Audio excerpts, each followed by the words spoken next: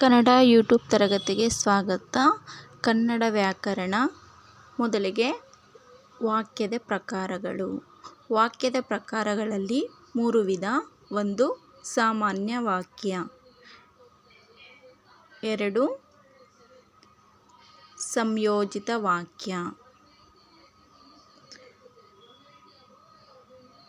3. ಮಿಶ್ರ ವಾಕ್ಯ. ನಿಮಗೆ ಈ ಚಾನಲ್ ಇಷ್ಟವಾದಲ್ಲಿ ಲೈಕ್ ಮಾಡಿ, ಸಬ್ಸ್ಕ್ರೈಬ್ ಮಾಡಿ, ಶೇರ್ ಮಾಡಿ. ಧನ್ಯವಾದಗಳು.